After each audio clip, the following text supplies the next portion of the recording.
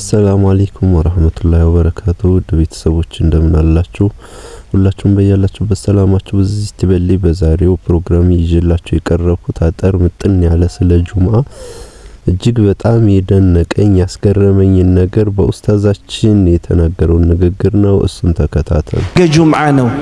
6 ቀን ማለት ነው ልክ መርዝ እንደበላች ውሻ ስንቅለበለብ ዱንያን ስናባርር ነው ምንውለው ይበቃል አንድ ቀን እስቲ ማለት ነው ከህይወታችን በጊዜ ወደ አላህ ቤት ገብተን ቁርአን የምንቀራበት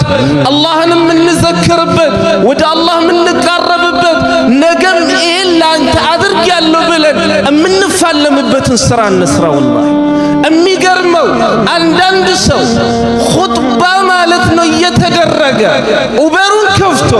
ሊፉን ከፍቶ ማለት ነው የጠራኝ እንደሆን ሌላ ቦታ ሰዳለው በማለት والله كتراو لميد زግጁ የሚሆን ሰው አለ ወይን خسارችን ለዱንያ ይሄንን ያክል ከሰከረን ለአኺራ ማን ሊሰራል አሁን ነገ ጁምዓ ነው ጁምዓን የሰገድነው ከሁለት ቀን በፊት ነው አይደለም የሚመስለው ነብዩ ምን አሉ فتكون السنه كالشهر አመቱ ልክ እንደ ወር ይሆናል አሉ ነብዩ አለይሂ ሰላቱ ወሰለም በረከታቱ ወርም ልክ እንደ ሳምንት ይሆናል ሳምንትም ልክ እንደ ቀን ይሆናል ቀንም ልክ እንደ ሰዓት ይሆናል ሰዓትም ልክ እንደ እሳት ማቀጣጠያ ክብሪት መሰል ትሆናለች አሉ ነብዩ አለይሂ ሰላቱ ወሰለም نسأل الله جل وعلا التوفيق في ما بقي بقرو غزي وسط الله سبحانه وتعالى توفيقون يكتمن سلازم ياسفر غزي ላይ ነው ያለን اخواني ብዙ ሙስሊም ሙእመን ብዙ ረጅም ዓላማ ስለ ዱንያ የሚያልምበት ዘመን ላይ አይደለንም ያለነው የቀረውን ጊዜ ተጠቅሞ ለነገ የሚበጃውን ጉዳቱንም እንደው ጉር ነው ወላሂ በጣም የሚያጅብ ነገር ነው የተናገረው ነገር ወላሂ በጣም ያስፈራል ልብ የሚያርር ነገር ነው ሌላው ጁምዓ ሲመጣ ሰዎች እጅግ በጣም የሚዘናጉበት ነገር ጭራሽ የሚያውቁትም የማይመስሉበት ጉዳይ አንድ ጉዳይ አለ እሱ ጉዳይ ያው የጁምዓ ቀን የሚሰራ ስራ ነው ነገር ግን ትልቅ ጥፋት የሆነ ነገር ነው እሱን እስኪ የተወሰነ ቀን ጨብላ አድርግ ብዙ ናቸው ግን የተወሰነ ነገር ለናንተ ላድርሳችሁ በጁምዓ ቀን ክልክል የሆኑ 3 ተግባራት ብዙ ክልክል ነገሮች አሉ ከነዛ ውስጥ 3ቱን ነግራቸዋለሁ እናንተ ደግሞ ኢንሻአላህ ሰምታችሁ ለመተግበርና ክልክላዎቹ ባጭሩ ብዙ ሰው የሚሳሳትበትና ትልቁ ስህተት በያሰብኩት ነው እዚህ ጋር ያመጣሁት ሁለተኛ በጁምዓ ቀን መስራት ያለብን ሱናዎች ምንድናቸው መሰራት ያለብን የሚለውን ነገር እሱን ደግሞ በኡስታዛችን አሳያችኋለሁ ይተከታተሉ السلام عليكم ورحمة الله وبركاته يولاችሁ ወንድማቶቼ የጁምዓ ቀን ማለት ብዙ ጥቅሞችን ያዘለና ለሙስሊሞች ደግሞ የኢድ ቀን ማለት ነው አላሁ ተዓላ አደም አለይሂ ሰላም ጁምዓ ቀን የፈጠረው አሁን ለእናንተ ጥቂት የጁምዓ ሱናዎችን ልነግራችሁ ነው ከኔ ጋር አብራችሁ ቁጠሩ እኔ እናንተ እንድናስታውስ አንደኛ ገላን መታጠብ ሁለተኛ ጥሩ ልብስ መልበስ ንጹህ ልብስ መልበስ ቆንጆ ልብስ የለበሰ ሙስሊም ማሻአላህ የሚያስብል አለባበስ ሶስተኛ ሽቶ መቀባት አራተኛ መፋቂያ መያዝ መፋቂያ ደግሞ ትልቅ አጅር ነው ያለው ትልቅ ጥቅም ነው ያለው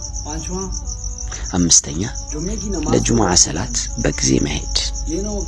ሁለተኛ አዛን ሲባልና ኹጥባ ሲጀመር ሮጦ መሄድ መሆን የለበትም በፍጹም ከመጀመሪያው አዛን ቀደም ብላችሁ ነው መግባት ያለባችሁ ስድስተኛ ሱረቱል ካፍ ቁርአን መቅራት በጁምዓ ቀን ማለት ነው ሰባተኛ ዱዓ መቅቡል የሚደረግበትን ሰዓት መፈለግ በየትኛውም ሰዓት ነው በየትኛው ሰዓት ነው አላህ ተዓላ ዱዓውን የሚቀበለው ነው መፈለግ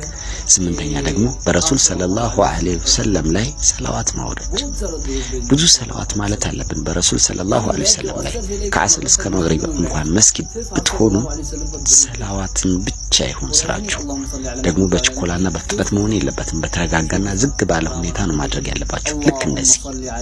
اللهم صل على محمد وعلى آل محمد